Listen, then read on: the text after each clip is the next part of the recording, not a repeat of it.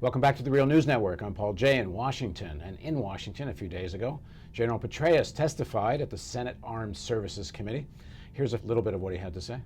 How likely is it, General, that secret negotiations could have been held with the Taliban outside the purview of American and NATO officials? I think it's very unlikely, in part because we are told about what goes on, and we also have good insights, as they say, in the intelligence community. Does Afghanistan's this newfound wealth in any way alter the coalition's counterinsurgency approach, governance, support plan, development plan?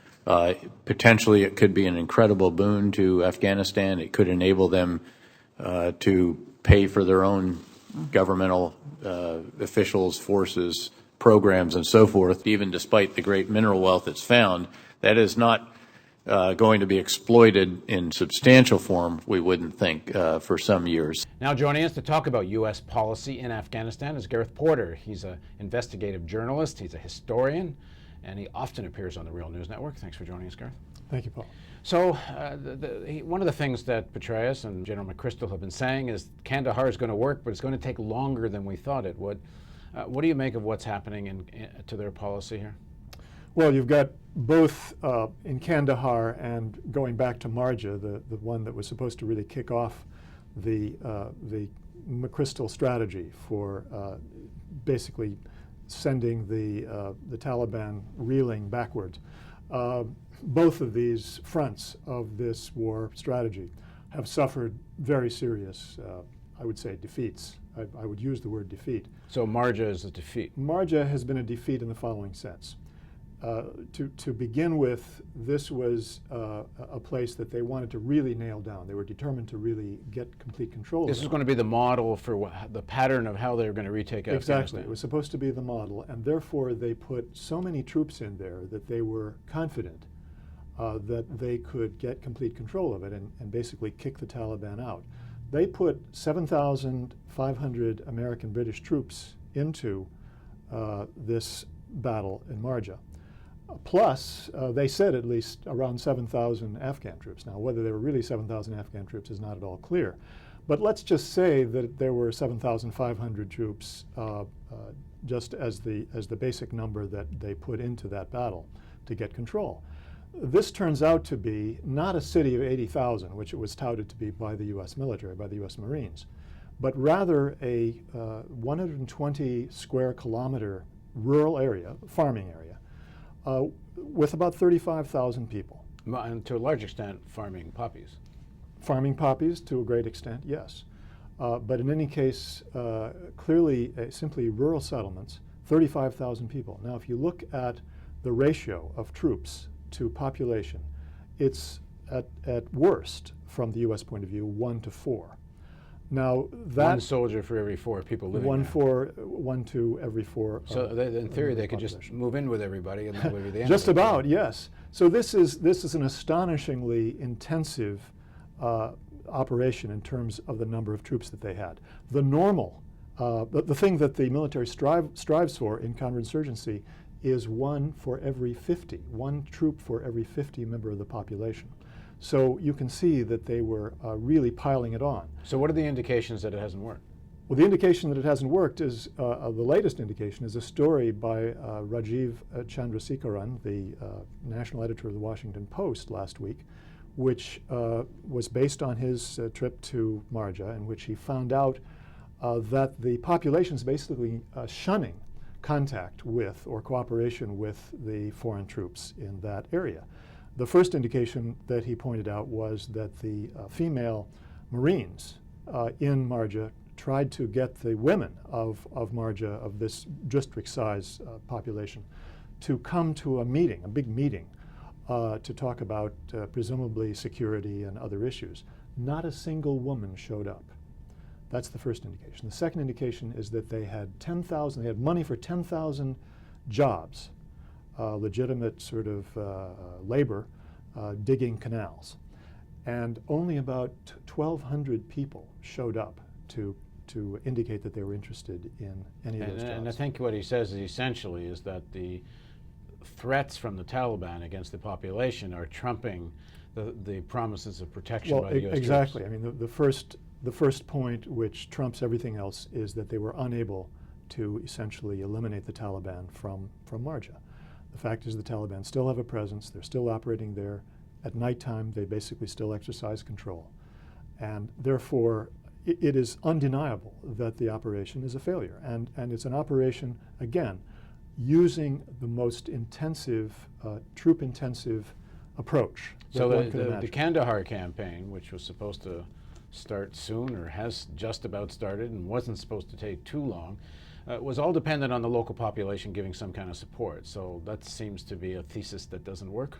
Exactly. I mean, this is the problem that McChrystal has encountered in Kandahar. It was supposed to be that you'd bring in President Karzai, this is his old stomping ground, and he would say to people, okay, we're going to do this, and you're going to support us, and everybody's going to nod their head. In fact, what happened was that Karzai went down to Kandahar in early April and had this big shura, a big conference with the notables, the elders from the villages and from the city. And basically he asked them, are you worried about the United States having this, meaning are you really opposed to this operation? And they all shouted out, yes, we are. And then he said, well, it's not going to happen unless you want it to happen. And that was a really big blow to the strategy that McChrystal had in mind. And obviously nothing has happened since then to really reverse that setback. I mean, what you hear when you see Afghans interviewed and some of the people we've talked to is essentially they're saying, we know you're leaving, and someday we're going to face the Taliban on our own, and we're not going to be known as having been collaborators in a day where the Taliban come back into power. Well, obviously that is a big part of the problem that the U.S. military faces in this part of Afghanistan, both Helmand and Kandahar, is that the population obviously understands the Taliban are not going to be eliminated. That's not going to happen. The American military isn't even claiming now that that's going to happen. And at the same time, they're supposedly trying to persuade them that we're going to be here to protect you from the Taliban. And so it's really a non-starter from the beginning. But beyond that, I mean, I think that McChrystal has now essentially admitted publicly by saying that this is not going to be able to be started in June as we originally planned. It won't start until, at the earliest, September, and perhaps even later. It being the campaign to The campaign, Kandahar. whatever that might mean now.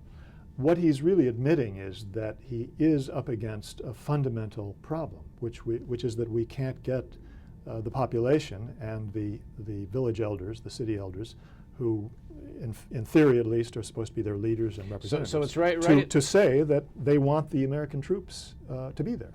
So it's right at this moment where Petraeus has to come to Congress to talk about all of this, and everybody's getting just more and more disillusioned about the prospects for U.S. success in Afghanistan, that they announced through the New York Times that there's fabulous mineral riches in Afghanistan. They're calling it the Saudi Arabia of lithium. There's gold, there's copper, there's precious jewels. I think the only thing they were missing, I think, was diamonds, yes. but they've got emeralds. And it seems to be legitimate information in the sense that this has been known since 2007 because of the U.S. Geological Survey. Nobody seems to have wanted to talk about it, maybe because they didn't want this to look like another oil war. But is this going to have any effect, do you think, on the politics of this back at home? Well, first of all, of course, it's very clear that the reason that this has come out right now is that they are in a period where it's becoming obvious that they've got severe problems with the strategy. And what I wrote this past week, and what I think is still very valid, is that McChrystal and his strategy face a real prospect, a real daunting prospect of a meltdown of political support. And by that, I don't mean so much public opinion as the political elite support in Washington, D.C. And I think that was shown in the story that the Washington Post published a couple of days ago, in which they talked about very much increased unease on the part of people in Congress about the war. It's now dawning on people that maybe this isn't going to work. And you have Senator John Kerry saying, you know, Marja shows that the Taliban weren't eliminated, and that wasn't supposed to happen. So there's a real possibility here that you could have a repeat of what happened in the Iraq War, in particularly the second half of 2006, when it became clear that the U.S. military wasn't going to be able to stop the sectarian violence, and everybody sort of gave up on the war. Well, then you get a surge, Well, you had a surge, of course, in the And case. then, and are we going to see the Afghan surge? In other words, is President Obama, to cover his flank, does not want to be accused, number one, of the president who lost Afghanistan, and he certainly doesn't want to be accused of being the president that lost Afghanistan because he wouldn't give his generals all the troops they wanted. So are we looking at 1,000 more troops sooner than later I on the way think to that Afghanistan? that is going to become an issue, without question, in the latter half of this year and the beginning of next year. You're going to have very intense maneuvering between the military in the field, Petraeus, McChrystal, and their supporters in Washington, really leaking to the press that, well, just reminding people that we did ask for 80,000 troops. He only gave us 30 to 40, more like 30,000 troops. There is that sort of leaking to the press is going to be very widespread.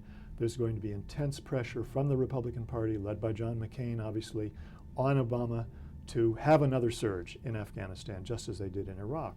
Now, the problem, well, there's still the problem that the strategy doesn't work, not because you don't have enough troops, but because of the fundamental assumption being wrong. Which is that people aren't going to help. People aren't going to help. They're going to still shun the United States because they know the Taliban cannot be eliminated. And secondly, that you have a problem in Afghanistan that you're not going to be able to come up with a Petraeus to bring in to show a new face, to say, I have a new strategy that's going to work, as opposed to the old strategy that was wrong. So highly likely, a lot more American soldiers on the way to Afghanistan. I don't know that I would say it's highly likely, but I certainly think that it's a real possibility that that's going to be the result of this intense political maneuvering and pressure on Obama. Thanks for joining us. Thank you. Thank you for joining us on the Real News Network.